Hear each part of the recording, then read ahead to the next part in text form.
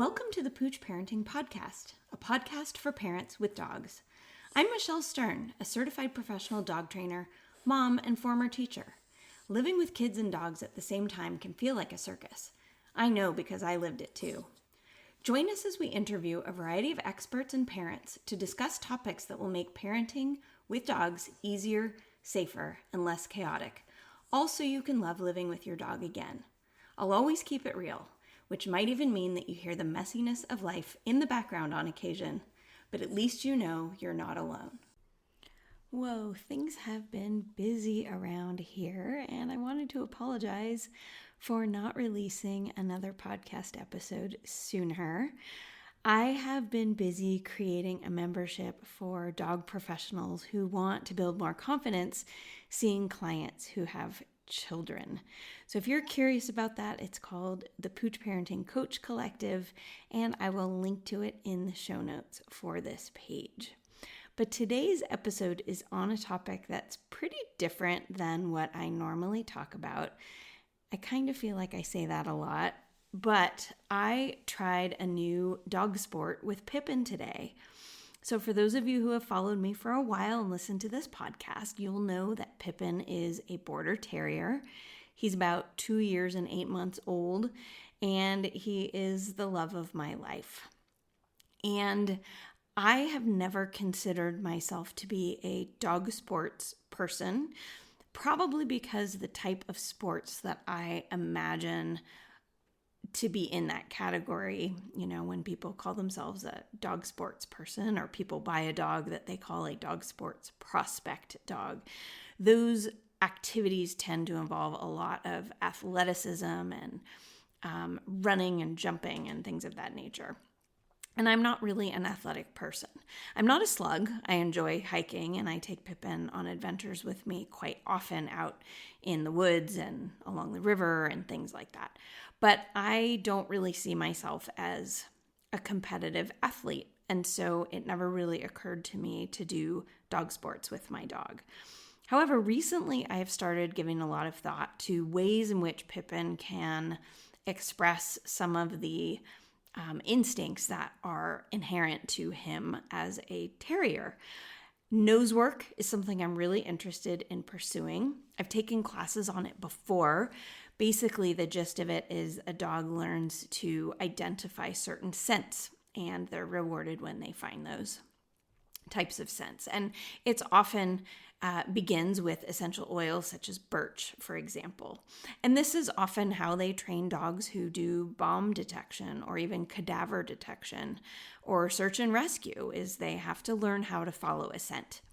Pippin is great at using his nose, and we hide food around the house and outside all the time, and he's great at that. So I was ready to take the next step forward and try some scent work classes. But I'm out of town right now, and so the class is on hold until I return. But I am currently in Central Oregon at our vacation rental house in Sun River, and there is a sport around here called barn hunt.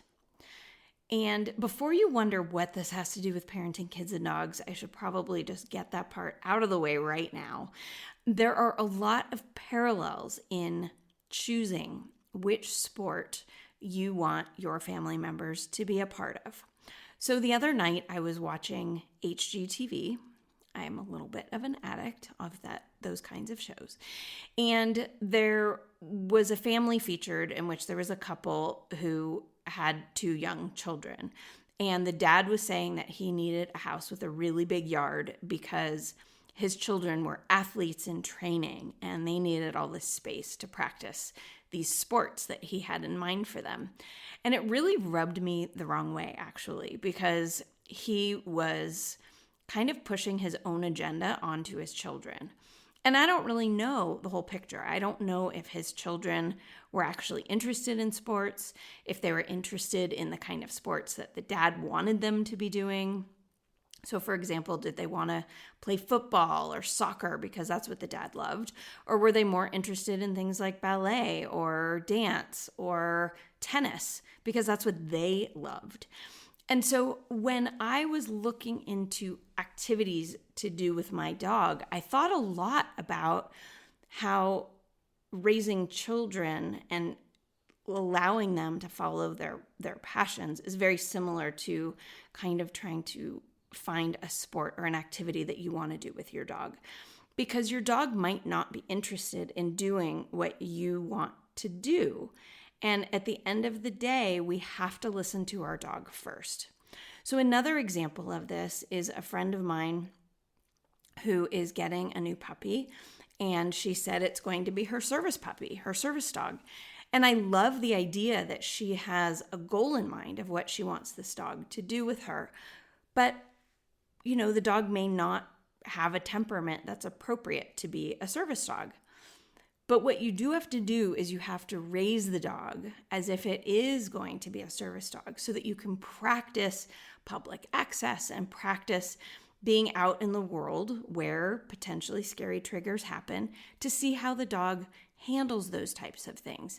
And we can make those as positive as possible. And at the end of the day, this puppy may have a great temperament and turn out to be a fantastic service dog. And I really hope that's the case because that is my friend's goal. But she also is dog savvy enough to understand that the dog may not be an actual service dog at the end of the day, because we have to listen to our dogs and make sure that we're offering them opportunities that light their fire and that work for them. So this all sort of came to a head today when I tried a new sport with Pippin. Like I said, in Central Oregon, there are barn hunt clubs, and I don't really have access to those where I live in the Bay Area. They have them, but it would require way more driving than it would up here, maybe 2 hours or so each way, which I wasn't that thrilled about. But I wanted to see what the sport really was. So before I tell you about Pippin's experience today, because it was pretty crazy, I want to tell you what this sport is. And I don't really get it. So full disclosure here, I am no expert. Today was my very first day, so I really don't know that much. But generally, the way that it works is this is a sport that mimics a dog's natural instinct to find vermin. Now, Pippin is a border terrier, and he literally was bred for this job. So hundreds and hundreds of years of breeding, selective breeding, and genetics goes into creating a dog that can do a job. And in the case of a border terrier, they assisted fox terriers on fox hunts, and their job was to go into the hole and help flush out the fox so it could be hunted. Not something I really support. I don't think fox hunting is necessary, but it is what was a sport that was common over hundreds of years in the UK when this breed was developed. So, needless to say, we will not be doing any fox hunting, and I, again, do not endorse fox hunting. However, let's get back to the point. So, the way that this works, even though the word hunting is in the name, no vermin, or in this case, rats, are harmed during this sport. I have a lot of conflict about it, to be honest. I love rats. I had pet rats when I was in college, and when I taught high school biology, I had pet rats in my classroom, and I love them. They're smart. They're almost like pocket puppies, really. They're brilliant, and they love enrichment and training, and they have personalities. And so I had a lot of concern about the idea of letting my terrier try to find them and, quote, hunt for them. Now, obviously, there is no intention at all ever of hurting a rat. And in fact, the people who do this sport and who run these kinds of classes love their rats and spoil the heck out of them. The woman that I met with today, her name was Patricia, and she has what she calls a rattery. And in her rattery, she has about 30 rats, and she loves them and spoils them and treats them like she treats her dogs. She loves them very much. So the way that the sport works is you go into a barn type of enclosure. It's fenced or gated so that you can have your dog off leash. And they have stacks or bales of straw that make big piles and that form tunnels and things of that nature.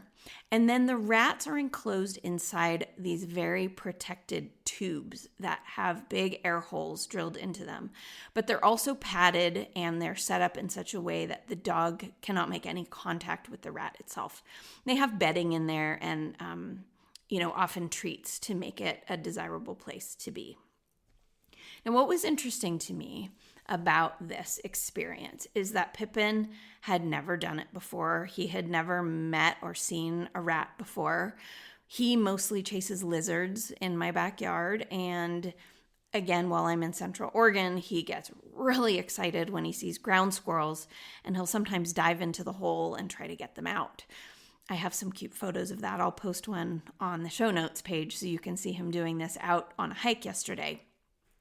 But I was a little bit concerned about how he would act around the rats. I didn't want the rats to get hurt. But I have to say I was totally surprised at how relaxed these rats were. And I consider myself a student of body language, and I've studied a variety of different species in the wild. I've studied rhesus macaques on an island. I studied their mating behavior, and I've studied elephant seals, among other things. And so I love animal behavior, and I have had rats before, and I know what a relaxed rat looks like. And these rats were grooming and digging in their bedding and just kind of hanging out. So the way that this typically works is the tubes are hidden in the straw. Sometimes they're hidden in nooks and crannies, and oftentimes loose straw is piled on top of them. So it's not like the dog just sees the tube and knows there's a rat in it. They also put out decoy tubes, and those tubes are either empty and clean, so they've never had a rat in it before.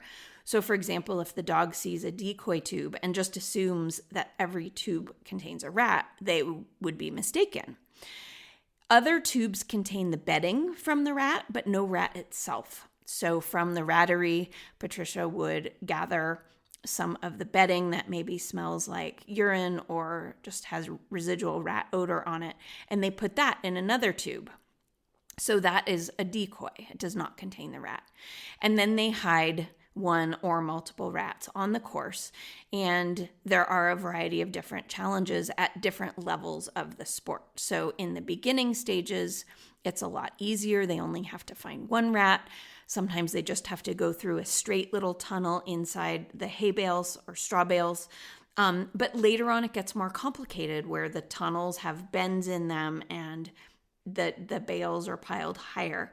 And the dogs do have to climb up on the bales of straw along with going into all the nooks and crannies. And this is a timed sport. And so that's where it gets competitive, is that the dogs need to find the rats under a certain time limit. So like I said before, I had never done this before. I didn't know if Pippin would like it. I suspected because he was a terrier that he might. And so we gave it a try. And the way that it worked from an introductory perspective is that she had a rat in a small carrying box that had 2 or 3 layers of mesh in the front. So even if Pippin got really excited and put his mouth on the cage or hit it with his foot, that the rat was entirely protected inside this. And this is a little carrying cage that's different than the tubes. And what she wanted to do was to give Pippin an experience where she could see the rat, where he could see the rat, and where he could smell the rat and try to get an idea of what he would be looking for in the future. And she also had a couple of rats in tubes on the floor that he could look at. She had some empty ones as well. And it was really up to him to explore. And he was kind of nervous at first. He did not know what was going on. He was a little bit worried, and I could tell that by his body posture. He was leaning away from the rat. He licked his lips a couple of times, and he yawned and shook off a couple of times. But then it was like a switch was flipped, and it was this crazy transformation where suddenly he got excited and he started barking. And I was a little worried, I have to say, about the barking in the face of the rat. I was worried that the rat would be stressed out. And the rat continued to appear very calm and relaxed. She also was very careful to limit how much time Pippin could be around any particular rat so that they were not put over threshold, which I really appreciated. So once Pippin was kind of intrigued by the rat, she picked up the carrying cage that the rat was in, and she started moving it around. So she basically put it on a a horse lead rope kind of. So she put a rope through it and kind of moved it around gently, nothing inappropriate, nothing too fast or dangerous. She moved it around so Pippin could follow the motion of it, and he got real excited about that. And then she put it on a bale of straw, which he promptly jumped up to find it. So she felt that that was a good turning point in which we were ready to start seeing if he could get excited about the rats in the tubes. So I took a little break, took him outside, got him some water, let him pee again, but he did not want to leave, and he wanted to go right back in the barn, which I thought was really interesting. And then she let us try to spend some time with the tubes, and he got as excited about the tubes as he gets about balls, and he can get really obsessed about balls. I've never seen him be so crazy about anything as a ball. But he starts squeaking and whining and barking, and it's almost frantic. So I was also a little bit torn about that because I know that stress can be good stress and it can be bad stress. He was really worked up. So then what she had us do is she had me distract Pippin for a little bit, and she hid some of the rats and hid the decoy tubes. And at this point, he was on fire. He was so excited. He was nibbling at the tubes, he was pawing at the straw, and he was raring to go. And it was such a remarkable thing to see him doing something that he was bred to do and something that he was so excited to do. So in the show notes, I will post a couple of photographs and a video clip of him when he was really going at it. And then we really ended on a good note. I wanted to make sure that the rats weren't put over threshold and that Pippin wasn't put over threshold. But all of this goes back to how when we raise our children and our dogs, that we have to oftentimes let them lead the way and let them tell us what they're excited by. And his behavior today was so remarkable. We got to the point where when it was time to leave the barn and go back to the car, he wanted to go back to the barn, and his nose was on the ground and he was sniffing everything, looking to see if he could find more rats. And I thought that was a remarkable thing. I'm also really interested in learning more about another version of the sport where they hide the rats in other environments that are not just in straw, so that it sort of emulates, the job that a vermin hunting dog would do in real life, like maybe, driving out the vermin that are in the walls of your house or in your basement or things like that. It was so exciting.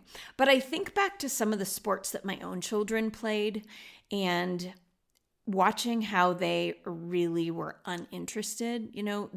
They often said they wanted to try something, maybe because their peers were trying it.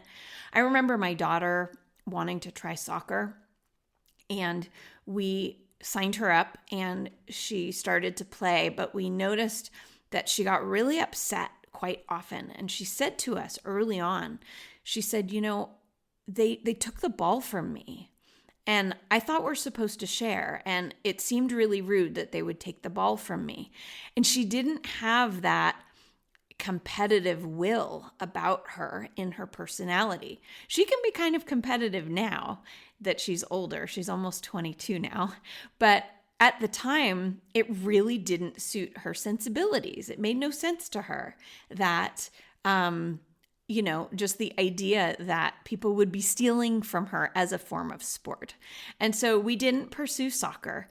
Now, I know there's something to be said for pushing through and maybe giving something a big shot to see if maybe she really likes it. So maybe finishing out the season, for example. And I'm not saying that you should quit anytime a child tells you no, they're not interested in something, but I think you can tell when something really lights their fire. What ended up getting my daughter really excited was horses. And we let her drive that ship for quite a while, and it was very expensive, and I had a lot of concerns about that industry as well from an animal welfare perspective. I love horses. I had a horse of my own. There's a lot of different strategies and training techniques that people use with horses, many of which are really uncomfortable, and I don't like it. I'm not inviting hate here, so don't come after me. I do love the animals so much, and I love horses, and I love how they smell, but I also think that they're not given a lot of opportunities to make choices, and people are often using equipment that removes choice from a horse or that forces them to do something that they may not want to do, such as putting their body in a certain position by tying them down or attaching special tie downs to the saddle to bend their neck in a certain way. And those things make me pretty uncomfortable.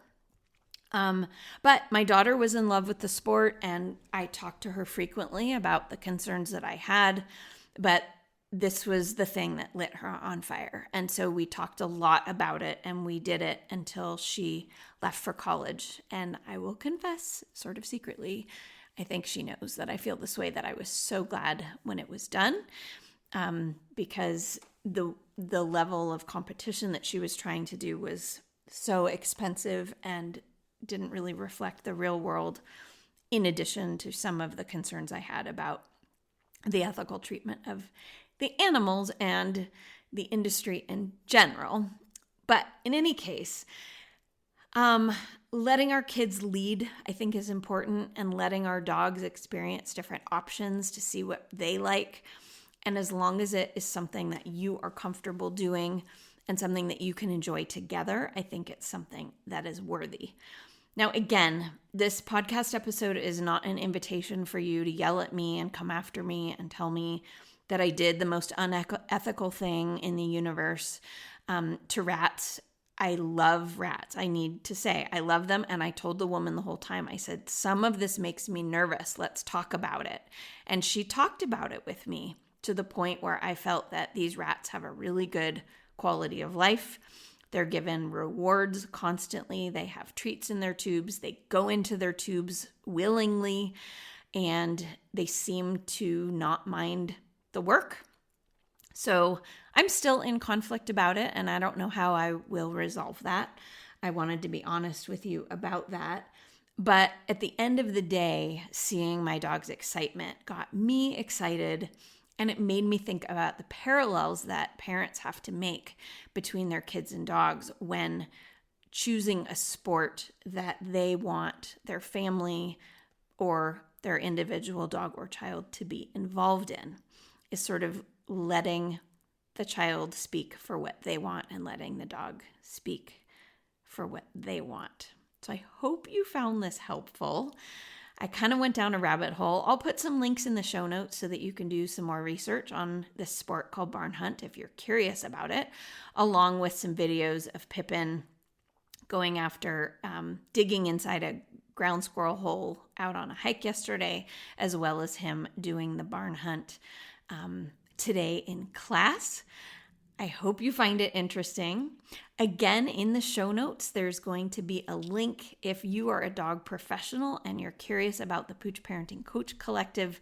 I would love for you to get on the waiting list so you can join us the next time I open it to new participants.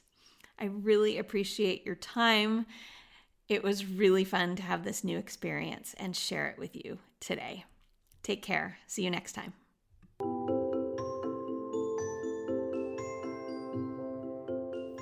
If you enjoy the Pooch Parenting Podcast, please subscribe and leave us a review on your favorite podcast app.